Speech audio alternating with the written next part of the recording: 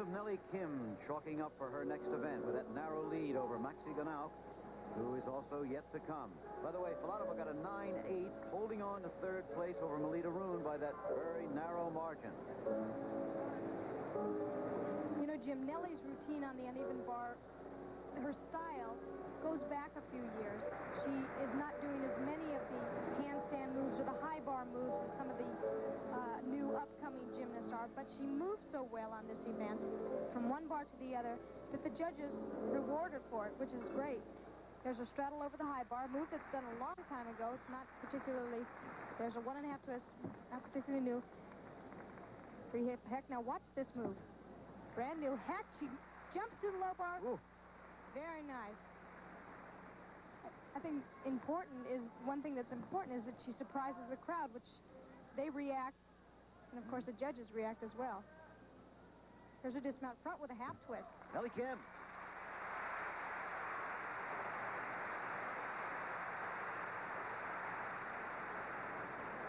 Slow motion of Nellie. Here's her half twist on the bar. Gets as much height from her hips. Straddles over the bar. Good height with her hips as far as that straddle over is concerned. She goes right to a pike and her dismount. Feet stay on the bar as long as possible. Makes that half twist. Perfect landing. And let's check the mark. Nellie ready to check it also. Looking for that world championship. There, 9.85. Whether the moves were new or old, the judges liked them that well. Now we're going to move over to Maxi Ganauk, the young woman who's in second place. She needs 9.9 to take the lead now.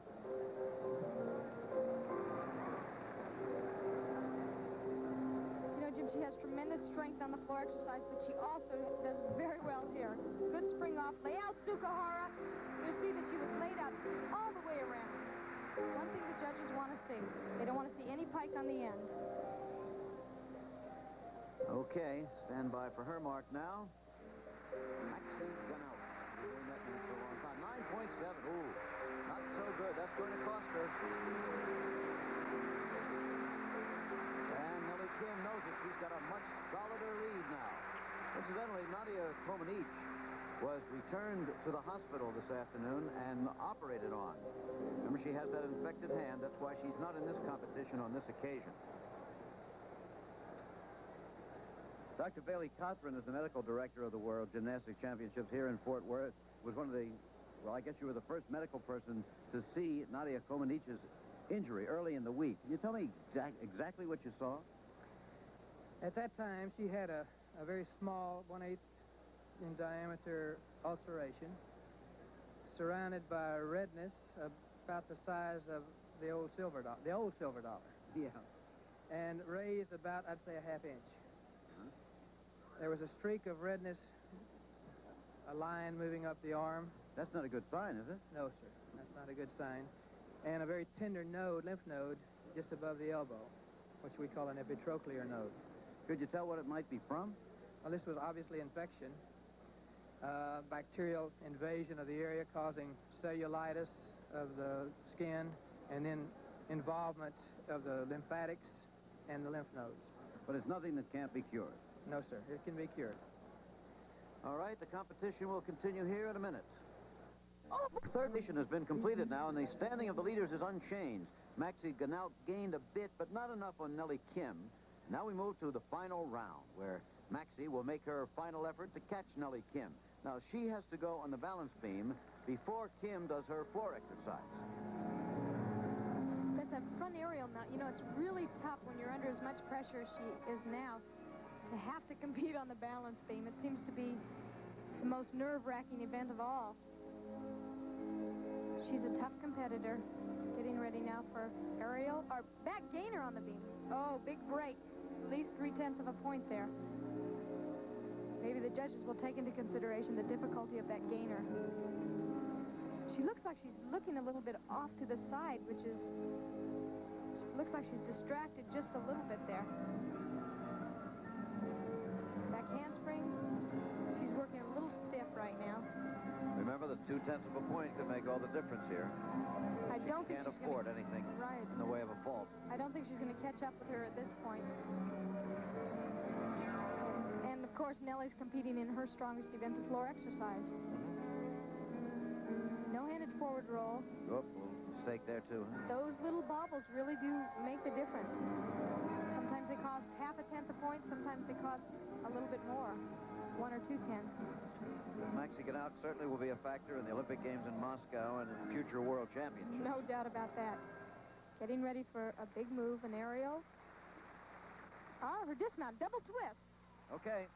Good landing, but a few breaks in there, Jim. She's made her final effort then. And a good effort it's been all the way through these days of competition leading towards the women's individual all-around championship.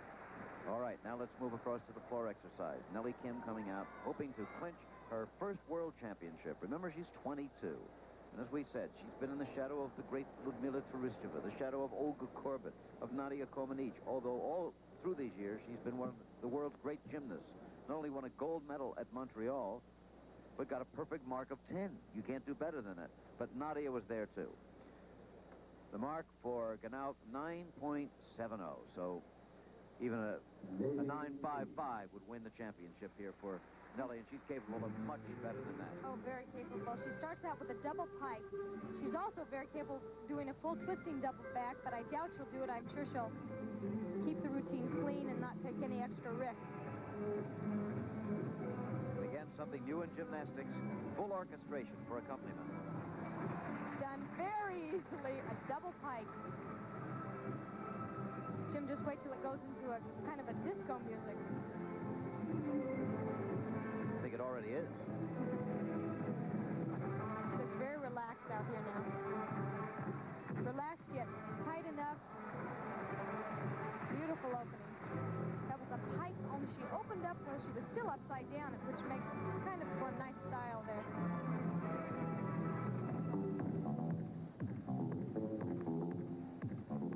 I think I've heard this in a few discos. Yeah.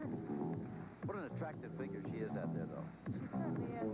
Really great maturity. She's never looked better than she does now.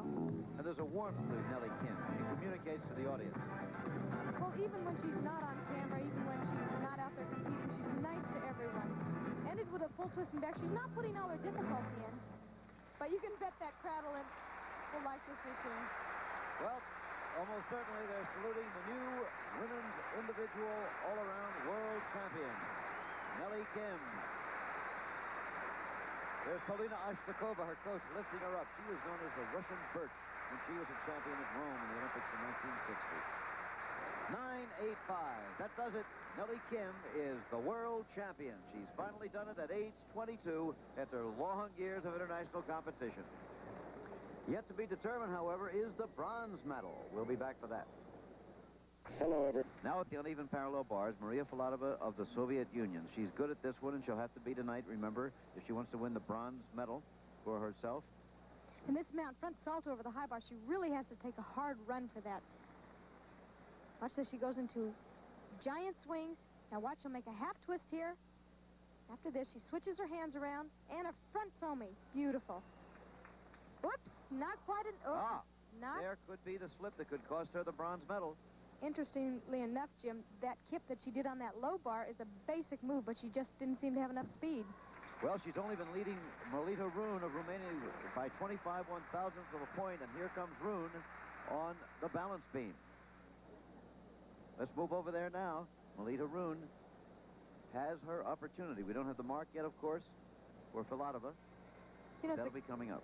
You know, it's a good thing that Melita didn't see that fall on the bars. I think it would break her concentration having to go up right away, right after Maria. Actually, she was facing in that direction. I was watching her. I think she probably did see it. Hopefully her concentration was good. Beautiful. She's solid as a rock there. Here's the mark for Filatova, 9.40. So all Rune needs is 9.45 to take that bronze medal. You know, she is aware of what happened on the uneven bar. She may take some moves out. She may take some of those skills, extra wrist moves out. Front flip, nope, she sure did, and she's hanging in there with the same routine, going for it all the way. Once again, those head, shoulders, hips, legs, all have to be in line with that balance beam, directly over it. Looks like she's getting ready for the dismount now. Although she should shouldn't quite pause as long as she is. Here it is. Round off double back. Okay. She could do it. In fact, there really shouldn't be much doubt about that. By the way, that music, once again, was not for the balance beam, but for somebody else on the floor exercise. They're very sure of it in the Romanian delegation there. There it is, 9.8. No question about it. Melita Rune has come from behind to win a bronze medal in these World Championships. And still, things are not quite over. Here is the current world champion on the uneven parallel bars, Marcia Frederick of the United States. That's in the individual events, remember. And we'll be seeing her in the individual event final at a later date on ABC's Wide World of Sports. She's out of the competition real as far as the individual all-around is concerned here, way down in tied for 35th place. But on the unevens, there's nobody like her when she's hot. She makes it look so easy, which is the most important thing. Stalter beats the low bar. Another 1.5 twist. Oh, whoa. and the fall. I Concentration guess gone now. Right, just not enough motivation in this competition to really go for it, it seems. It has not been a great meet for the American women. She'll finish it out now. I don't think she was really prepared mentally, having to go in at the last minute as she did. But you can see the precision in those handstands. Whoops. Looks like a little bit of giving up there. No matter how many thousands of times you've done that routine, if the concentration isn't there, That's it right. doesn't happen. Just not enough aggression, it seems, or aggressiveness put into it. Well, it kind of unfortunately typifies the sort of luck and performances the American women have had here this week. Now, here come the official final standings. The winner and the gold medalist, Nelly Kim of the Soviet Union, then Mexican Ganauk of East Germany, Melita Rune, and Maria Filatova. In a minute, we're going to meet the American men who gave such a great account of themselves in these championships. For official in the women's competition, let's meet the medalists. Here they are, from left to right, gold, silver, and bronze. Ladies and gentlemen, the individual all-around champion of the world from the Soviet Union with 78.65 points, Nelly Kim. It took her a long time, but Nelly Kim has finally made it. She is women's individual all-around champion. As for the Americans, Leslie Piper finished 12th. That was our best finish. Susie Kellums was 19th.